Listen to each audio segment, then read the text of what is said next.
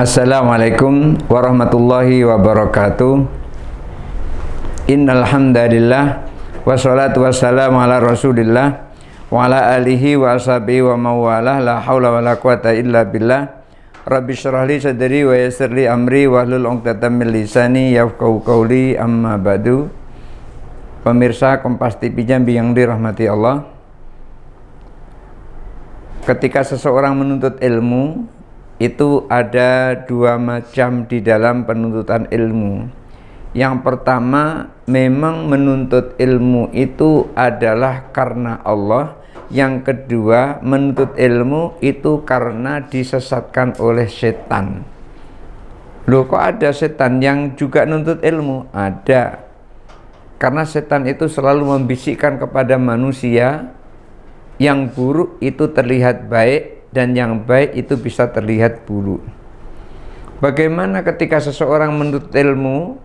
Pada saat ia menuntut ilmu, ilmu yang dituntut itu memang betul-betul nafsu yang bukan nafsu amarah, tetapi ia termasuk nafsu mutmainnah atau nafsu lawamah. Ketika seseorang begitu dihadapkan dengan menuntut ilmu, karena menuntut ilmu itu adalah termasuk di antara permulaan hidayah. Karena hidayah itu ada permulaannya dan ada akhirannya. Permulaannya ya diantaranya adalah menuntut ilmu itu. Bagaimana seseorang akan memperoleh hidayah kalau dia tidak tahu apa-apa? Orang yang memperoleh hidayah itu adalah ketika orang itu mengetahui sesuatu dari yang ia cari, dan itu adalah merupakan hidayah dari Allah Subhanahu wa taala. Hidayah yang dimaksud di sini adalah ketika seseorang menuntut ilmu tapi hatinya condong, hatinya cenderung, hatinya ridho terhadap ilmu, hatinya condong terhadap ilmu, hatinya mau terhadap ilmu, hatinya suka terhadap ilmu, dan bahkan nafsunya itu sendiri dia ridho terhadap ilmu itu. Maka ketika seseorang hatinya ridho kepada ilmu, nafsunya ridho kepada ilmu, dan pada saat ilmu itu menuntut untuk diamalkan, dia pun langsung mengamalkannya. Ketika seseorang belajar tentang sholat, lalu ia telah tahu bagaimana cara sholat, lalu ilmu sholat tadi menuntutnya untuk dipraktekkan. Subuh dia harus bangun untuk melakukan sholat subuh, lalu ia bergegas untuk melakukan sholat subuh. Lantaran apa? Lantaran ia telah tahu bahwasanya sholat subuh itu adalah wajib. Maka pada saat itu ilmu yang dituntutnya, pengetahuan yang diperolehnya, lalu ia bergegas hatinya untuk melaksanakan ilmu itu, itulah yang disebut dengan ilmu yang dibimbing oleh Allah. Artinya di situ yang ada di dalam menuntut ilmu itu adalah nafsu yang bukan amarah. Di dalamnya adalah nafsu, kalau enggak lawamah, adalah nafsu mutmainnah. Pendengar Kompas TV Jambi yang dirahmati Allah, ketika seseorang bergegas di dalam melaksanakan tuntutan ilmu yang dia pelajari, itulah orang yang berada di dalam ridha Allah Subhanahu wa ta'ala. Oleh karena itu, seyogyanya kita ini menguji nafsu kita, menguji diri kita, seperti yang dijelaskan oleh Imam Al-Ghazali, lalu disyarah oleh Imam Nawawi, Mbah Kiai Nawawi Banten. Beliau menyampaikan bahwasanya ketika seseorang menuntut ilmu, kemudian pada saat itu hatinya dihadapkan kepada permulaan hidayah itu, lalu hatinya itu condong terhadap hidayah itu, hatinya suka terhadap hidayah itu, nafsunya pun menerima terhadap hidayah itu, maka pada saat itu beliau sampaikan, teruskanlah di dalam menuntut ilmu itu. Jangan sampai berhenti sampai di situ. Terus menyelam kepada kedalaman lautan ilmu itu, di mana lautan ilmu itu dalamnya tidak terdasar dan luasnya tidak bertepi. Artinya orang yang menyelam ke dalam dalaman ilmu itu, maka jarang sekali ada orang yang sampai kepada tingkat yang paling dasar. Dan juga ketika berenang di dalam lautan ilmu itu, jarang sekali orang yang bisa menembus sampai ke tepi. Rata-rata baru sampai tengah, kemudian terus terhenti, atau baru sampai seperempat baru ia terhenti. Maka kita dianjurkan oleh Imam Al-Ghazali agar menguji nafsu kita, menguji diri kita. Apakah ketika kita menuntut ilmu itu hati kita cenderung kepada kebaikan, hati kita ini cenderung kepada tuntutan ilmu itu, hati kita cenderung ketika ilmu itu menyampaikan kepada kita agar dilaksanakan, apakah hati kita ini langsung mengamalkan ilmu yang kita dapati itu atau menunda-nundanya. Maka ketika pada saat itu kita langsung hati kita suka kepada ilmu itu, itulah yang dianjurkan agar kita mengambil dan meneruskan ilmu yang kita dapati itu. Supaya apa? Supaya kita bisa sampai kepada penghujung daripada ilmu itu. Maka orang yang seperti ini adalah bukan orang yang tertipu. Orang yang seperti ini adalah orang yang berada di dalam bimbingan Allah. Karena apa?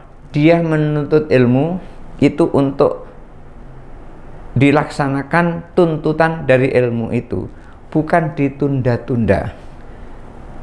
Orang yang tahu tentang ilmu puasa, di bulan Ramadan dia langsung berpuasa di bulan Ramadan, karena itu adalah puasa wajib. Dia tidak pernah menunda, nanti sajalah puasa, kan di hari lain masih bisa, dan juga bisa diganti dengan hari lain. Dia tidak seperti itu. Ketika hatinya cenderung dengan perintah untuk dilaksanakan, maka orang yang seperti itu adalah orang yang berada di nafsu yang benar. Oleh karena itu, pendengar Kompas TV Jambi yang dirahmati Allah, orang yang ketika menuntut ilmu, di dalam menuntut ilmu hatinya cenderung kepada perintah ilmu itu, hatinya cenderung untuk segera mengamalkannya, maka orang yang seperti itu adalah orang yang berada di dalam nafsu lawwamah atau nafsu mutmainah, tidak berada di dalam nafsu amarah. Lalu bagaimana kelanjutannya? Mari kita saksikan yang lewat berikut ini.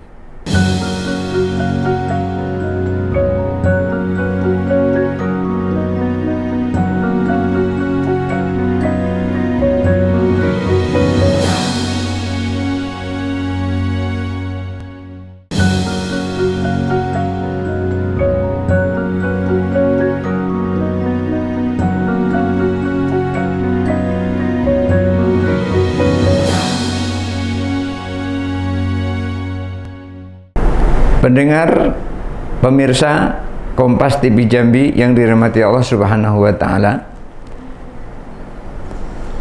ketika orang yang menuntut ilmu lalu hatinya ridho setelah diuji berkali-kali, hatinya, jiwanya, nafsunya diuji berkali-kali, ternyata cenderung hatinya suka kepada ilmu itu, hatinya suka mengamalkan dari tuntutan ilmu itu, maka Imam Ghazali menyampaikan, menyelamlah ke dalam dasar lautan ilmu itu.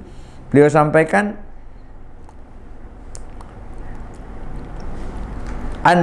ilan nihayah wa tagulgul ay ad-dukhul wasair. Maksudnya adalah suruh masuk dan menyelam atau berenang fi biharil ulumi, di lautan ilmu itu, ay ulumul asrari lad dunia allati kal bihar fi amkiha, yakni disuruh menyelam ke dalam lautan ilmu rahasia laduni yang kedalamannya itu sangat dalam, berada di dasar lautan. Inilah orang yang di dalam menuntut ilmu, ia memang benar-benar di dalam nafsu lawwamah atau nafsu mutmainnah, bukan berada di dalam nafsu amarah yang memerintahkan kepada keburukan.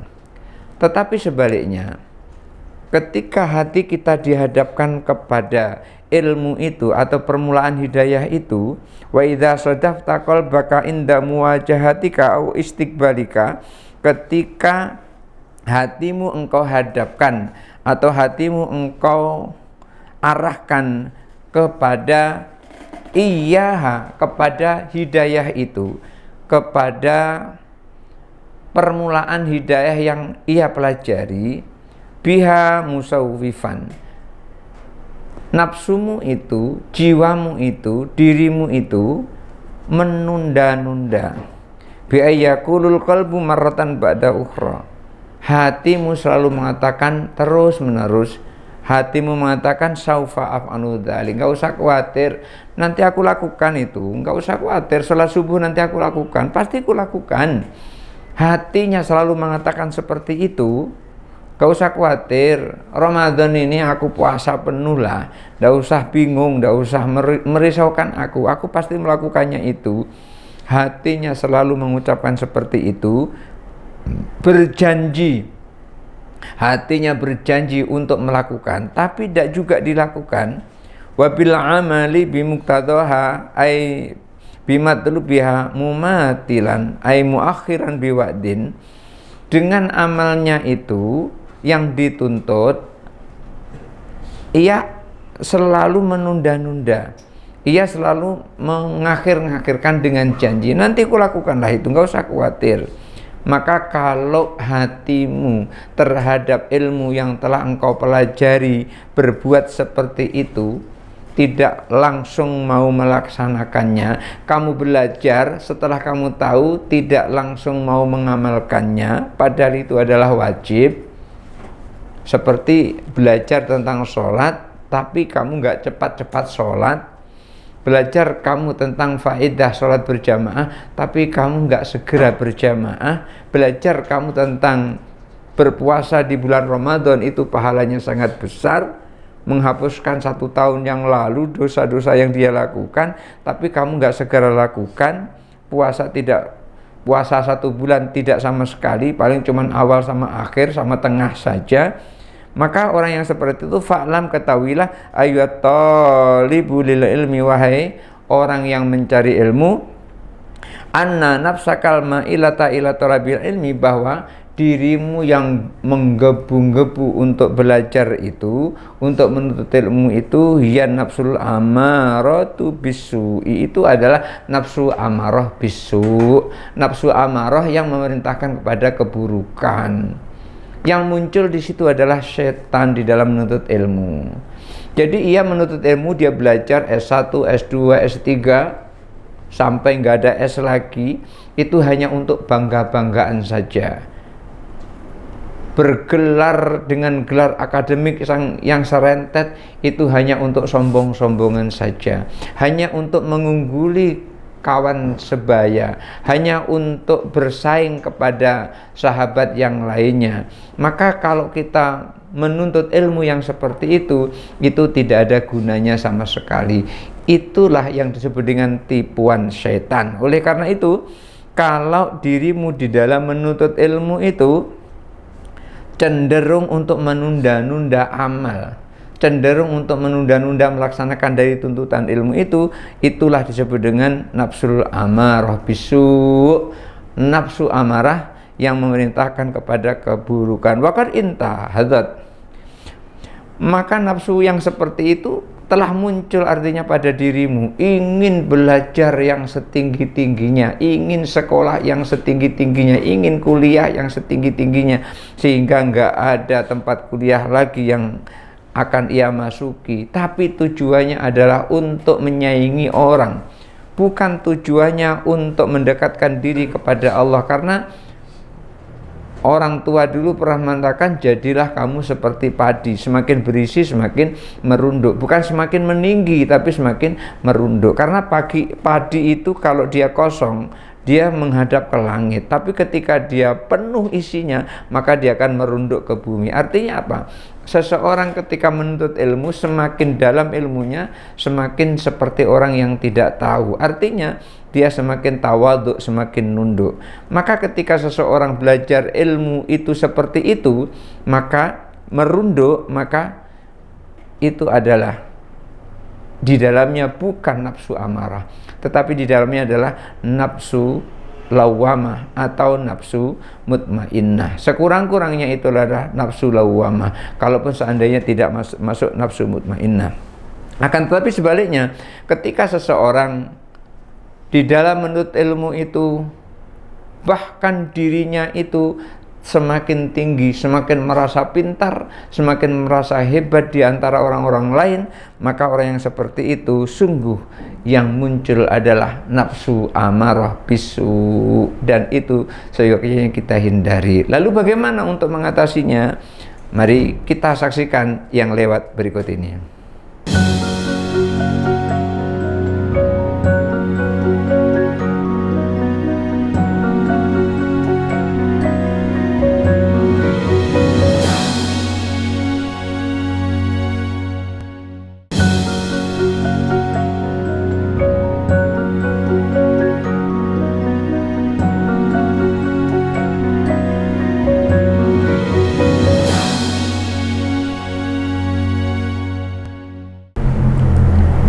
Pendengar, pemirsa Kompas TV Jambi yang dirahmati Allah,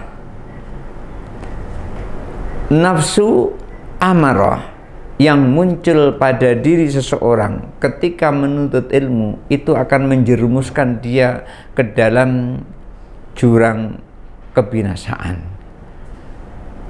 Seperti ketika ia menuntut ilmu, di dalam ilmunya itu menuntut amal, tapi ia menunda-nunda amalnya, maka orang yang seperti itu yang muncul, yang bangkit dalam dirinya itu adalah nafsu amarah. Wa qad intahadat, nafsu amarahnya telah bangkit. Aiqamati nafsu li talabil ilmi, nafsunya telah muncul untuk mencari ilmu. Jadi setan itu juga nyari ilmu, tidak hanya manusia yang nyari ilmu.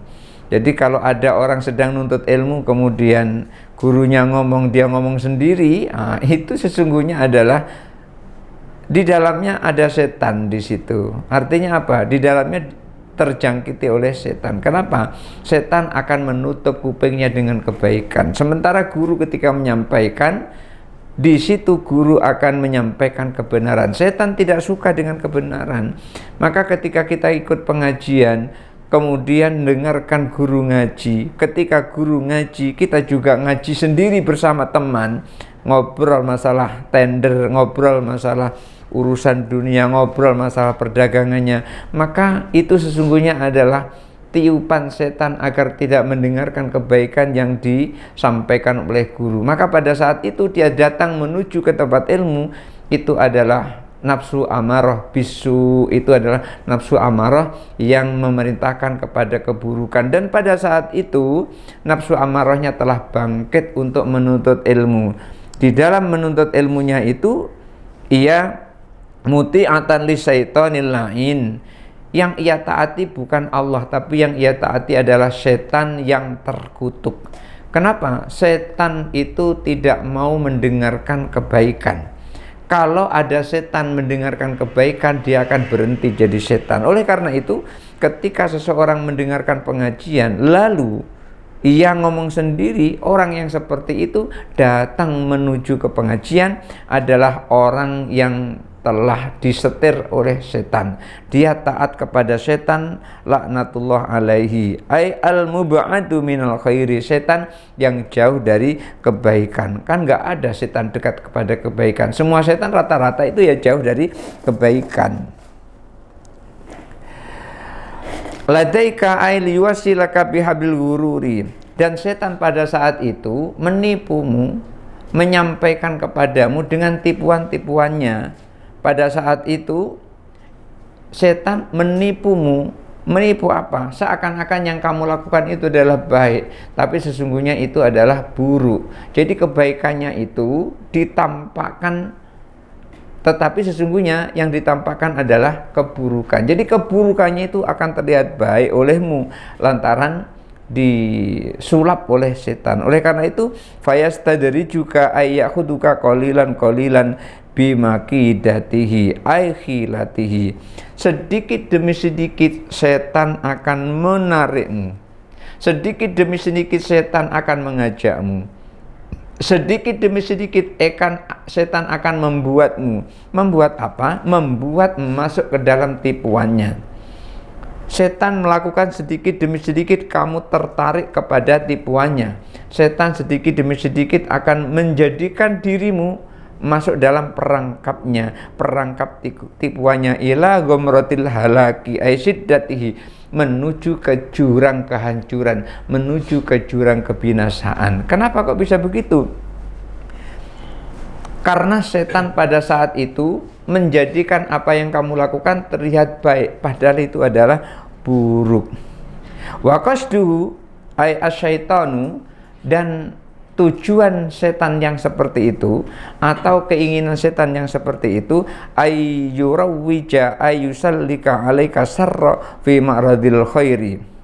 Tujuannya adalah memperjalankanmu di atas keburukan tapi terlihat kebaikan.